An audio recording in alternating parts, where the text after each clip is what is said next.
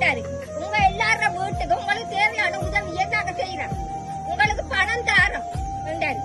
அந்த பணத்தை வாங்கி எங்கட கிராமத்தை தாரவாக்கி கொடுக்கறது சரி, எந்த தாய காசுக்கு விற்கிறது சரி? சொல்லுங்க எல்லாரும். அதே போல நாங்க சொன்ன கஷ்டத்துல இருந்தோம், கை நீட்டி பணம் வாங்கல. உங்களுக்கு வேணாம் அந்த பணம்.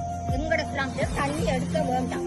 ஏண்டால் தண்ணி எடுத்தால் மரந்தடி காஞ்சி போயிடும். முதலாளி කෙනෙක් සීසන් කියන එකන සීසන්ද ජීසන්ද දන්නේ. එයාට බස් එකට සීසන් එක දීලා යවනවා අපි.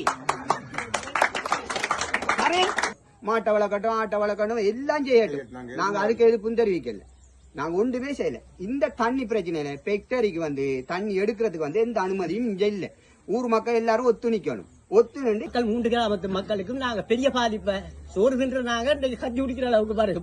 ஆனபடியா நான் இதை வன்மையாக இந்த மக்கள் மத்தியில 3 கிராமத்துக்கு வன்மையாக நான் கண்டிச்சு இந்த பகுதியில இந்த திட்டத்தை நான் இதை நிராகரிக்கிறேன். பைப்ல இழுத்து தண்ணி கொடுத்தவங்க அங்க உள்ள கிணறு முழுக்க வத்தினா இல்லையா எல்லாத்துக்கும் தெரியும். சில மக்களுக்கு அப்படியான போய் நாங்க தனியா நின்று இந்த தண்ணி பெற்று பாருங்க. இது 2வது 3வது முறை. இந்த 3வது முறை எங்க தண்ணி பெற்று வேணாங்கிற முடிவுதான். நாங்க பயமே இல்ல. இவ்விடத்துல இருக்க மக்களுக்கு ஒரே ஒரு வேண்டுகோள் நான் சொல்றேன். ஆனா நீங்க மாறாதீங்க. நேர்மையாக பயம் இல்லாம துணிஞ்சு நாங்க போவோம் பயணப்போம். அவர் செஞ்சு பார்க்கட்டும். 7 மணி நேரம் குழாய் கிணறு அடிச்சு பார்க்கட்டும்.